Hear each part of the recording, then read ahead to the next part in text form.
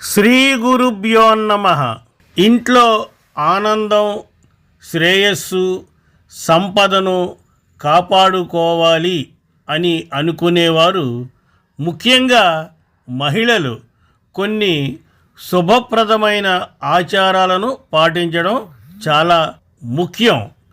ఇంట్లో ఆనందం, శ్రేయస్సు, సంపదను కాపాడుకోవడానికి కొన్ని శుభప్రదమైన ఆచారాలు ఉన్నాయి.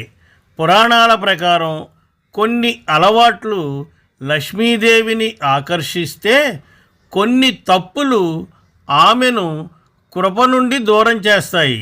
ముఖ్యంగా మహిళలు పూర్ణిమ, అమావాస్య నాడు ఇంట్లో పరిశుభ్రతను పాటిస్తే, పూజలు చేసి ఉపవాసాలు పాటిస్తే వారికి శుభ ఫలితాలు అందుతాయి.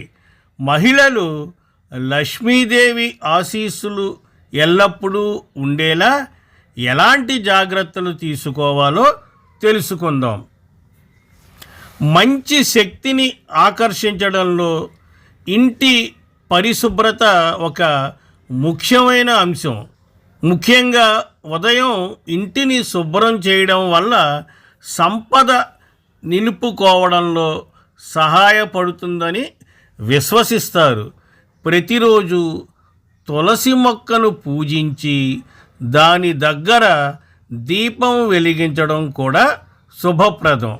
ఉదయం సూర్య భగవానుడికి నీరు నైవేద్యం పెట్టడం వల్ల ఇంటికి శుభం కలుగుతుందని నమ్ముతారు.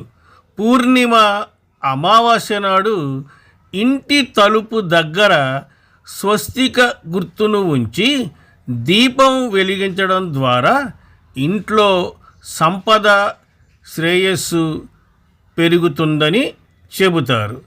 ప్రతిరోజు దేవుడిని పూజించడం, దీపం వెలిగించడం వల్ల ఇంటికి శాంతి లభిస్తుంది.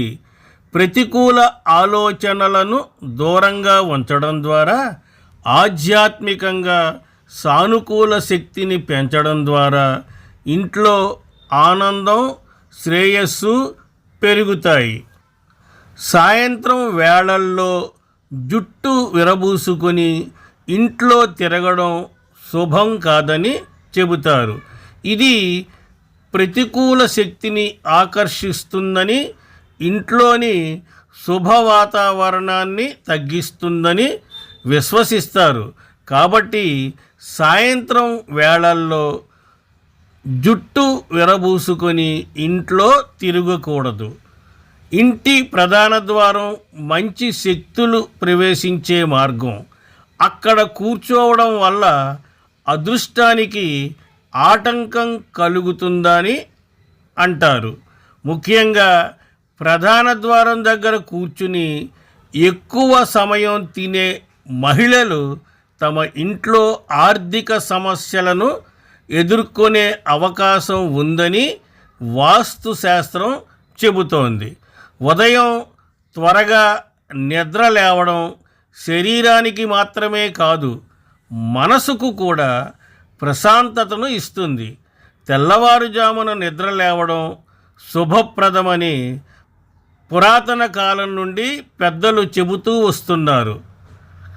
ఆలస్యంగా మేల్కొంటే రోజంతా అలసిపోయినట్లు అనిపించడమే కాకుండా సమయానికి పనిపై దృష్టి పెట్టలేరు. ముఖ్యంగా సూర్యోదయంలో మేల్కొనడం ఆరోగ్యానికి, ఆధ్యాత్మికతకు మంచిదని చెబుతారు.